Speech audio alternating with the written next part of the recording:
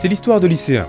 Ils ne se connaissent pas, ils n'ont pas beaucoup en commun, mais lors d'une session de révision à la librairie, une flamme s'allume. Depuis ce moment-là, tout change. Les jours passent et leurs sentiments grandissent sans s'arrêter. Une nuit d'été, pour un festival, ils décident de se réunir. Pour ne pas se perdre, ils se tiennent la main, et la soirée devient inoubliable. Et alors que le feu d'artifice peint le ciel, ils se confessent leur amour. Ah, c'est cliché, cliché, cliché. Mais c'est quand même tellement bien. Peu importe les idées réutilisées, je peux pas m'empêcher d'encourager le futur couple. Est-ce qu'une histoire d'amour a vraiment besoin d'originalité pour être intéressante? Ok, il n'y a pas 36 manières pour le savoir. J'ai réuni un corpus de 100 mangas que nous allons décortiquer. Et déjà, contrairement aux isekai, il faut réfléchir. Parce que le genre de la romance, c'est beaucoup plus diversifié. Et oui, shoujo, shonen romance, josei, girls love, boys love, tellement de sous-genres qu'on peut pas vraiment fourrer tout ça dans le même panier. Mais, vous savez quoi? Je vais mettre ça de côté. Je me connais et je m'arrêterai pas à cette vidéo. Donc toutes ces subtilités, toutes vos remarques, tous les clichés non abordés, on se garde ça pour une prochaine fois. Pour celle-ci, partons sur une histoire entre deux lycéens, le trope le plus présent dans mes 100 titres. Mais c'est pas pour dire que ce contexte prédomine, c'est surtout ce que j'ai beaucoup lu, alors autant se concentrer là-dessus. Et dans le milieu scolaire, on a toujours le héros masculin aux cheveux mi-longs noirs qui l'emporte. Que voulez-vous, ça reste le Japon. Et dès le début de l'histoire, on peut déjà ajouter à notre garçon une caractéristique. Bam! Un rejet dès la première page. Ça vous rappelle quelque chose? Parce que c'est un bon moyen pour les mangas d'annoncer l'impopularité de leur personnage principal. Comme certains titres l'écrivent, à première vue, il manque un peu d'intérêt. Heureusement, à défaut d'avoir une copine, il a deux précieux amis. Notre héros, que j'ai appelé Naoki Nishikawa, est content de se sentir soutenu, même s'il est jaloux. Contrairement à lui, ses amis sont en couple. Une relation secondaire qui dans les mangas permettent des sous-intrigues parfois presque aussi captivantes que le duo principal. Mais dans notre cas, on obtient le contexte parfait pour que nos personnages aident le protagoniste. Et un peu le scénario, accessoirement. La célèbre alarme des lycées japonais qu'on entend partout signale le début des cours et surtout l'apparition de notre héroïne. Tout juste assis, le professeur annonce l'arrivée d'un étudiant transféré, le fameux. Le cliché le plus connu, surtout dans ma tête et dans mon cœur. Ouais, je dis des bêtises, je croyais qu'il se présenterait plus que ça, mais finalement pas. Seulement 16 étudiants transférés sur 100 romances, dont à peine 5 personnages principaux. Et pour contraster avec notre héros ordinaire, plat, fade, sans intérêt, transparent dans lequel je m'identifie, nous allons introduire un personnage populaire. Le genre à avoir des fleurs dans son background, celui capable de faire lever les foules. Littéralement, puisqu'il existe parfois dans les mangas un fan club. Ah, les fan clubs japonais, le fameux groupe prêt à te couper en morceaux puis te jeter dans l'océan pour avoir osé parler à leur divinité. Un cliché pas très crédible, jusqu'au moment où on apprend plus sur les idoles. Mais dans notre cas, inutile d'en mettre, je voulais simplement recréer la situation de l'héroïne populaire qui va tomber amoureuse du mec un peu lambda. Et quoi de mieux comme partenaire pour un garçon aux cheveux plutôt courts et noirs qu'une fille à la longue chevelure blanche. Parfait, on a l'entièreté de notre cast introduit, mais maintenant qu'est-ce qu'on fait? Et oui, il en faut plus, toi-même derrière ton écran, tu sais que fréquenter l'école de ton ou ta crush ne suffit pas. Il faut pouvoir créer un contact, pouvoir initier la relation, sinon les années passeront sans aucun progrès et seulement des regrets. Tout d'abord, on peut placer les protagonistes dans la même classe et à côté. Pour certaines histoires, pas besoin de pousser plus loin, puisque ça marche assez bien dans le cadre d'étudiants transférés ou d'une rentrée où personne ne se connaît. Si ça ne suffit pas, on peut plutôt les mettre dans un club. Le comité des élèves, lieu synonyme de harem dans les animés, ou le club de lecture, parfait pour attirer les introvertis. Et plein d'autres tant que cela permet de se réunir auprès d'un même centre d'intérêt. Ou alors, les personnages peuvent se rapprocher grâce à une déclaration. Et oui, parfois quelqu'un est déjà amoureux dès le début de l'histoire, et c'est quand il le déclare qu'on commence le manga. Sauf que de 1, j'ai utilisé ça pour introduire Naoki, mais surtout, le moment de la révélation des sentiments détermine presque tout le rythme de l'œuvre. Si on débute par ça, on sait que l'une des parties est attirée, et l'histoire nous montre comment elle va réussir à se faire remarquer par l'autre, souvent vers la toute fin. Si on la place vers le milieu, ça permet de développer les émotions du couple avant et après, d'abord suivre leur création, puis leur évolution. Ou on peut simplement aussi mettre la confession à la toute fin. Vraiment juste la scène avant la page de remerciement de l'auteur qui entame ce trou dans ton cœur. Ça marche très bien pour les harems où il faut créer le suspense jusqu'au dernier tome. Vous l'aurez compris, tout dépend de l'objectif. Dans mon cas, j'aime quand le développement prend son temps, quand les personnages principaux profitent de l'apparition de sentiments qu'ils ne connaissent pas. C'est donc vraiment pour cette raison que notre confession arrivera à la fin de la vidéo. Est-ce que je vous ai dit de mettre un pouce et de vous abonner ? Pendant qu'on discutait, le cours s'est terminé et l'heure de manger a sonné. Naoki a visité la cafétéria pour acheter quelque chose qu'il aime bien, du melon bread, une spécialité japonaise souvent représentée avec un intérieur en brioche et un extérieur qui ressemble à un cookie. Un truc apparemment pas très bon d'après certains youtubeurs. Ah, c'est pas bon? Well, yeah, anime characters also really like melon bread and that shit sucks. Alors que Naoki s'apprête à rejoindre ses amis sur le toit, fameux endroit qui montre bien que les lycées japonais sont tout simplement supérieurs, il en trouva Kyoko dans la salle de classe. 篠原さん、一人ですか？はい。じゃあ、一緒に食べませんか？やっぱりいいです。 Ah putain, mais c'était le moment là. Je sais bien que personne, moi le premier, n'aurait les balls à ce moment-là, mais c'est quoi la suite? Tu vas prendre 15 tomes pour lui demander de rentrer ensemble et puis 3 saisons de 12 épisodes pour déclarer ta flamme? C'est quoi ça? Allez, on rembobine. 篠原さん、一人ですか？はい。じゃあ、一緒に食べませんか？いえ、一人で食べたいんです。 Voilà, ça j'aime, ça c'est réaliste. Un bon vent dans les règles de l'art qui va traumatiser tous les lycéens qui regarderont la vidéo. Y a pas à dire, la vie sera toujours meilleure dans les mangas. Blague à part, ça caractérise un peu nos personnages pour la suite, car quelques jours plus tard, un autre événement arrive, un événement assez courant au Japon, mais aussi en Bretagne. Vous voyez le truc arriver? Évidemment, vous le sentez, la scène du parapluie partagé arrive à toute vitesse tout en faisant gaffe à la marche. Une scène qui crée cette aura de futur couple est présente dans 36% de mon corpus. Je pense qu'elle ne semble pas si romantique dans la vraie vie, surtout de notre point de vue d'occidentaux. Mais apparemment, au Japon, on observe certains écrire le nom de 2 personnes en dessous d'un parapluie pour exprimer un crush. Et donc... 篠原さん、傘持ってないの？はい、これ貸してあげる。でも、あなたは？私は大丈夫。 Malheureusement, l'arrivée d'Airi et de Kento ruine un peu l'occasion. Heureusement, le truc intéressant intervient le lendemain. En revenant sur le toit, notre héros rejoint ses 2 amis, plus une invitée qu'il connaît bien. Joie mise à part, Naoki se sent mal à l'idée que, finalement, c'est peut-être lui le problème depuis le début. Pour enfoncer le couteau dans la plaie, son ami rajoute qu'elle a invité Kyoko après l'avoir aperçu sortir son bento seul dans la salle de classe. L'amour propre de Naoki en prend un coup, sauf qu'heureusement notre héroïne le voit et dissipe le malentendu. 西川さんと食べたくなかったわけじゃないんです。ただ、沢田さんもいるとは思わなくて。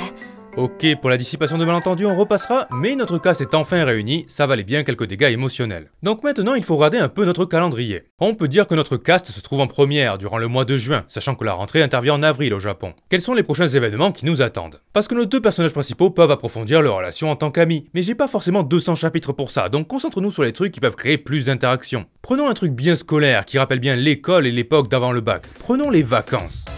Dans mon corpus, les vacances d'été sont mentionnées 58% du temps, pour de bonnes raisons. Déjà, elles durent plus longtemps, environ 6 semaines de fin juillet à fin août, et puis elles servent de prétexte pour plein de choses. Donc notre groupe décide de se réunir, mais d'abord pour réviser, on reste au Japon, c'est des cracks. Devoirs de vacances à ne plus en finir, cours de rattrapage et examens, les études avant tout. Nos amis se sont donné rendez-vous à la librairie, endroit très important pour des sessions de révision entre lycéens. Quelques jours plus tard, Naoki arrive au lieu de rendez-vous et aperçoit Kyoko. Son cœur fait un bond, car souvenez-vous, au Japon, on porte un uniforme, donc première fois qu'il la voit en tenue de ville. Malheureusement, son plaisir est vite coupé court. ねえ、かわいいね。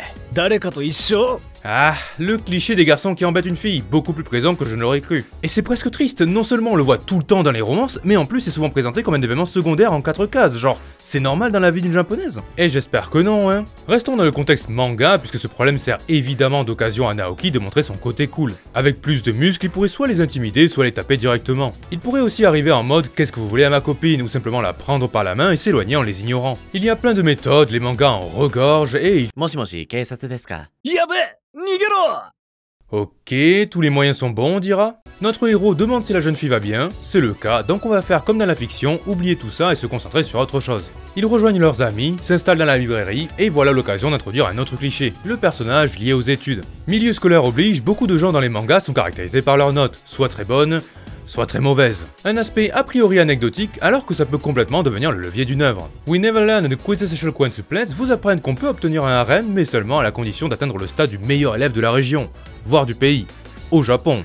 Donc j'ai à la chef. Mais sans pousser si loin, ça peut, comme je le disais, simplement caractériser quelqu'un. Ça peut être l'introverti un peu seul qui a de bonnes notes parce qu'il n'a pas d'amis, ou alors le perso populaire qui réussit tout, études comme sport. Sauf que dans notre cas, ça n'a pas beaucoup d'importance. Avec plusieurs sessions de révision, notre groupe ressent le besoin de se relaxer. Comme on le dit très bien chez nous, après l'effort, le réconfort. Et quoi de mieux pour réconforter les lecteurs pris dans leurs problèmes d'études qu'un peu de fanservice? En plus, je connais un endroit parfait pour lier sortie entre jeunes et boost de popularité du chapitre. Un endroit très présent dans les mangas, peu importe leur genre.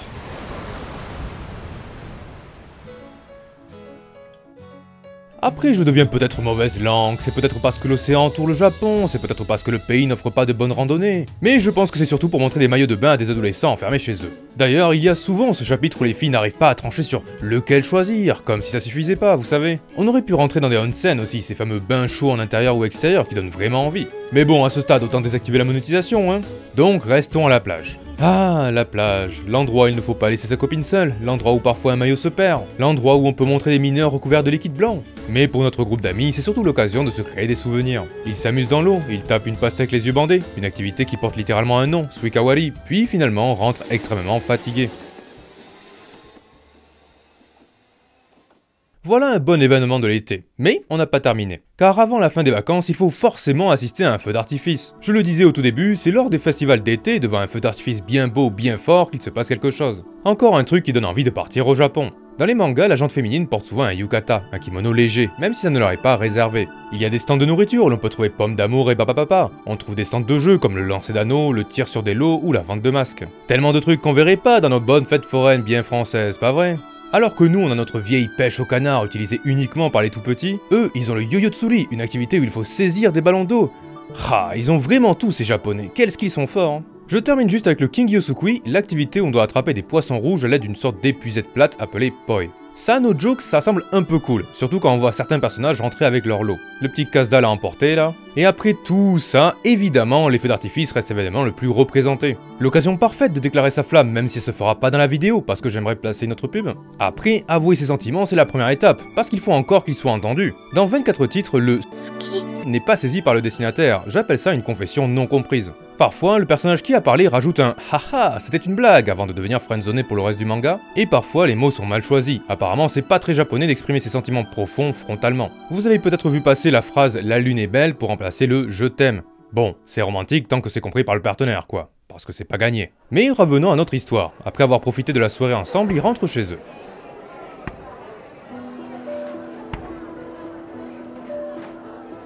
D'un coup, notre héros sent que quelque chose ne va pas.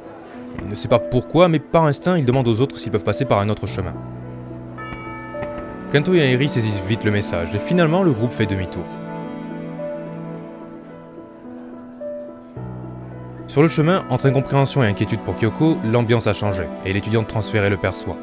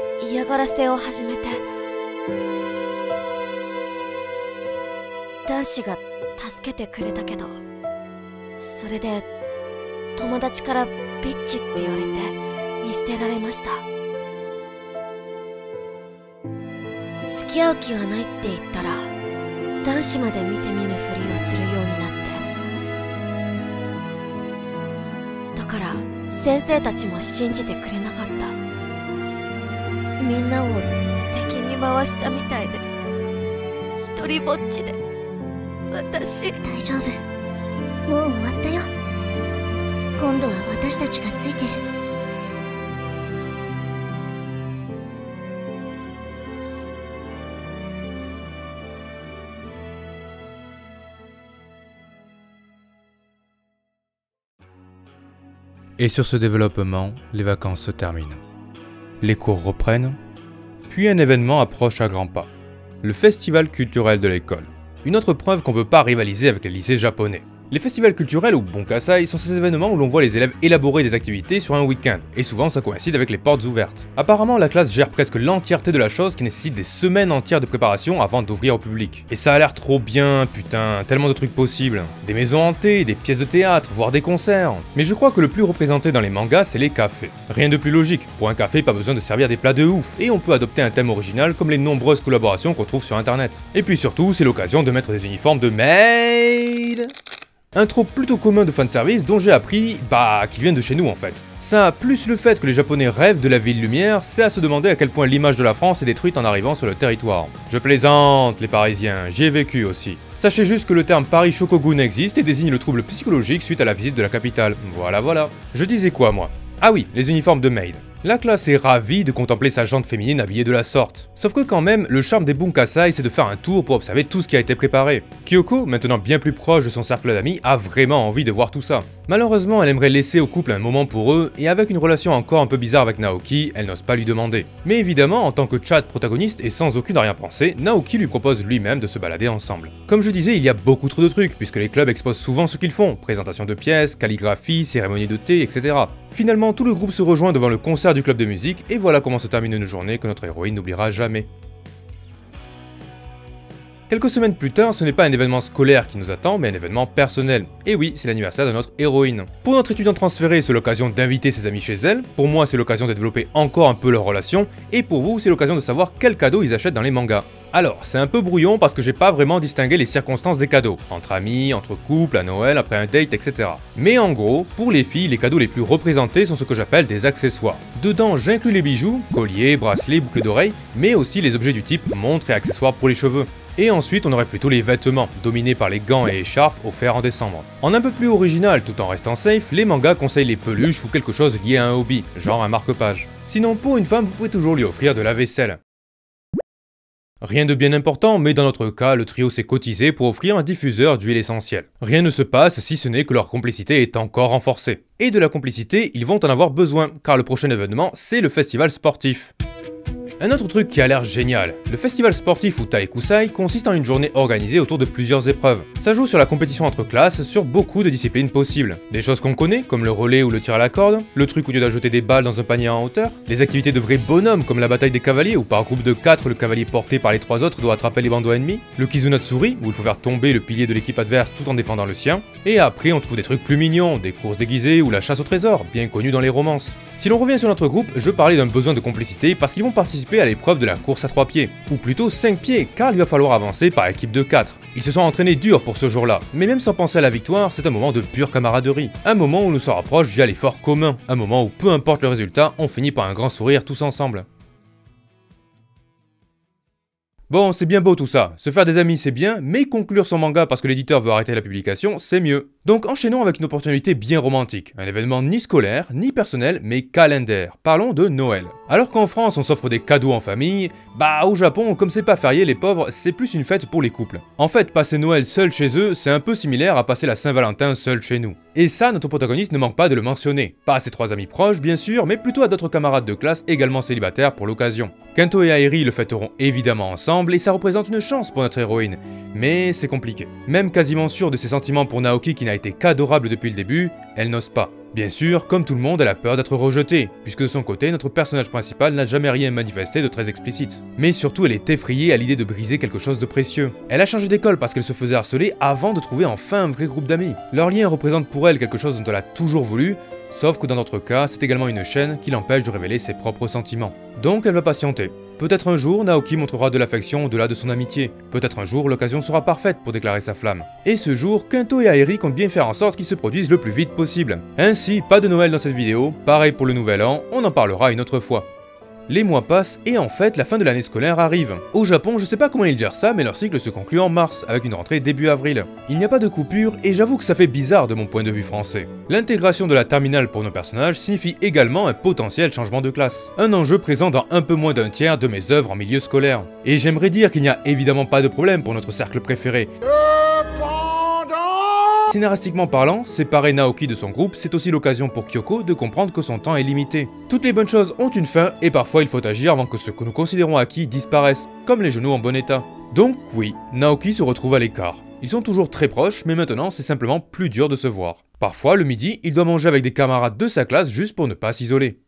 On entre dans la dernière ligne droite. Kento et Airi établissent un plan pour aider leurs amis. Ils vont initier une sortie dans un parc d'attractions. Une virée à 4 parce qu'en groupe, non seulement le premier couple pourra s'assurer de la bonne ambiance, mais surtout s'éclipser quand il faudra. Et dans leur imagination d'adolescents, ils voient le soleil qui se couche, leurs amis dans une cabine de la grande roue, puis, une fois au sommet, ah, ça va être grandiose. Donc le rendez-vous est fixé à samedi dans un mois. Naoki a des trucs et en fait chacun a sa vie quoi. C'est les aléas. Inutile de rentrer dans les détails, mais les mangas mentionnent parfois un boulot à mi-temps qui peut impacter la vie amoureuse d'un lycéen. Mais dans notre cas, on a simplement Airi qui travaille certains jours comme serveur. serveuse. Un week-end arrive, notre héros est occupé, sauf que ça devient un bon prétexte pour sortir à trois. Il se dirige vers le centre-ville et le couple a l'idée de mener un petit interrogatoire. Rien de bien méchant, juste quelques questions inoffensives pour leur ami rien que pour confirmer certaines choses. Juste potentiellement extraire les mots qu'on veut tous entendre.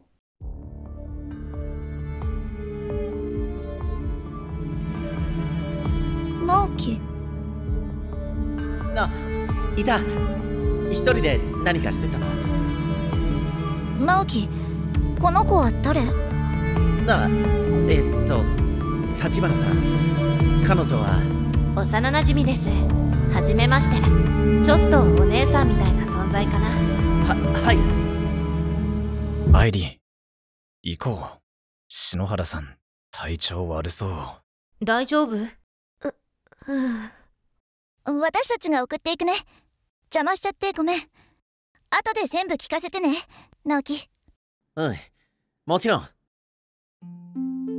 Et sur ces mots, le trio s'installe dans un café pas loin.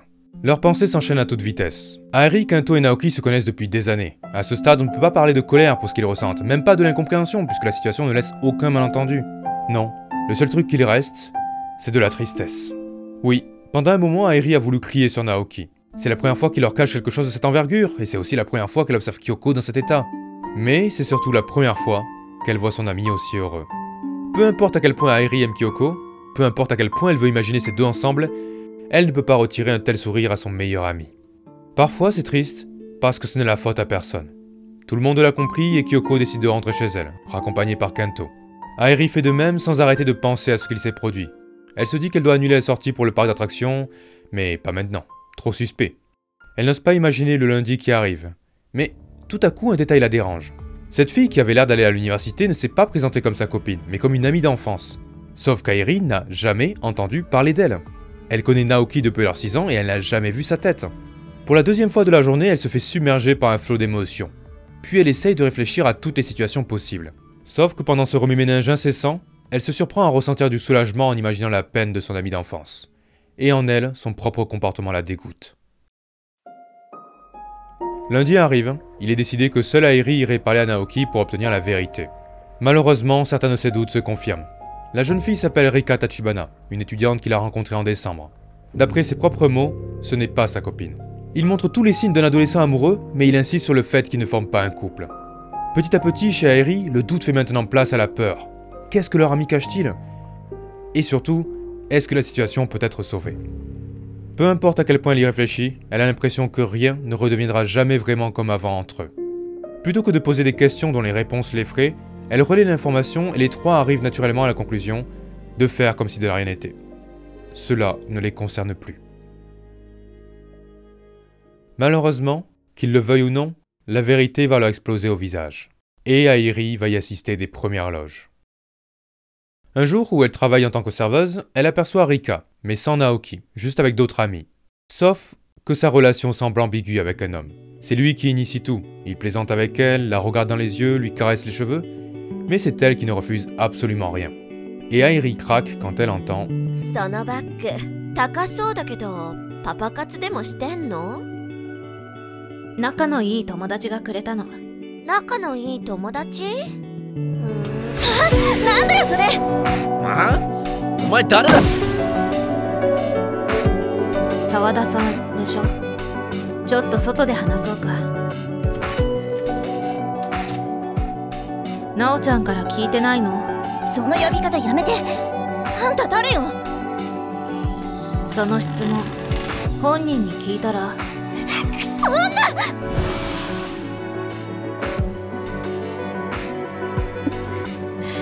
そのバッグ、彼に買ってもらったの？うん。でも付き合ってないんでしょ？そうよ。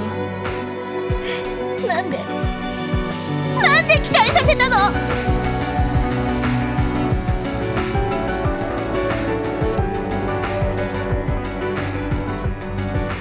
その通り、全部私が悪い。今夜会ったらちゃんと話すから。待って！彼のことよろしくね。Perdu et fatigué, Airi raconte plus tard ce qu'il s'est passé aux autres. Personne ne sait quoi en penser. Ils ont l'impression que la situation leur échappe complètement. Néanmoins, peu importe leurs sentiments, le lendemain arrive inévitablement. Et les conséquences de la veille aussi.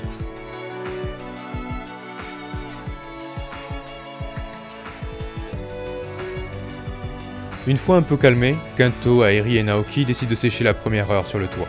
La jeune étudiante n'a pas menti et a fait comprendre à notre héros qu'elle voulait qu'ils arrêtent de se voir. Peu importe leur relation, ce n'était sain pour aucun des deux et malheureusement Naoki en paie le prix maintenant. Ce dernier ne se confie pas trop et garde le silence. Ses amis d'enfance ne lui forcent pas la main.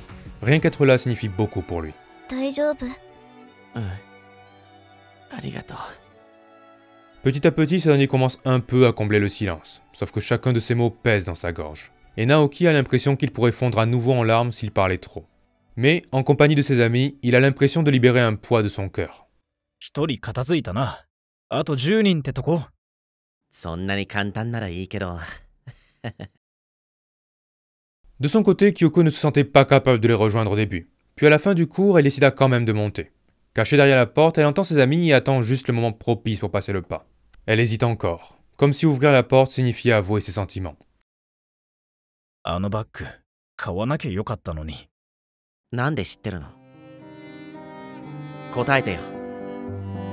アイリー、お前が。直樹、聞いて。いや、まさかお前が友達だと思ってたのに。もちろん友達だよ。何言ってるの？あんなことしておいて。言わなくてごめん。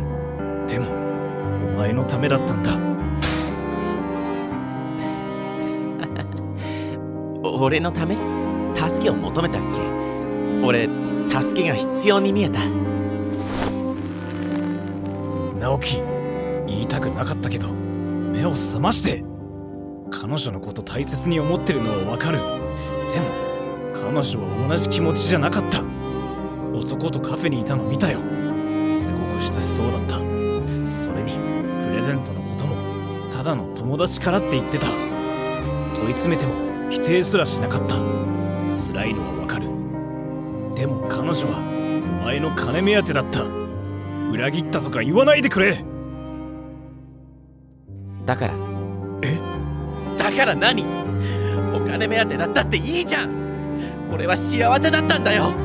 たとえ嘘でも彼女の言葉に救われたんだ。どれだけ人耳が強いか分かる？分からないよな。お前らもう2年も付き合ってるんだから。俺の気持ちなんて関係ないよな。誰かに笑顔で迎えてもらいたかっただけ。俺のこと大事だって言ってくれる人が欲しかっただけなんだ。でもどんなに頑張っても誰にも求められなかった。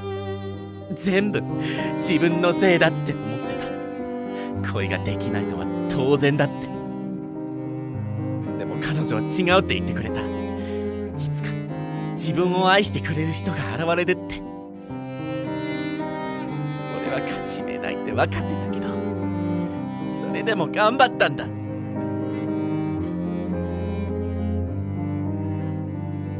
クリスマスも寂しい。カラオケ行かない？マイク持てばすっきりするよ。付き合ってくれませんか？ごめん、恋愛は考えてないの。学校の女子のことでも考えて、私のことは忘れて。来てもらってごめんね。お礼が言いたくて。君このバッグ欲しがってたよね。ダメだよなおちゃん、そういうのは。ミカ、お金貸して。また？お願い、今回が最後でちゃんと返すから。分かったけど、これが最後だからね。リカ、ホテル代払ってくれない？は大丈夫、友達でしょ。こんなことで旅行台無しにしないよ。なおちゃん、彼女にはなれないけど、見つかるまでの間だけなら彼女のふりしてあげる。どう？彼女は何も欲しがらなかった。笑顔が見たくて勝手に買っただけだ。でも君の言う通りだ。幻想だったんだ。目を覚ませなきゃいけない夢だった。でも夢を見続けたいって思っちゃダメ直樹。ひどいこと言ってごめん。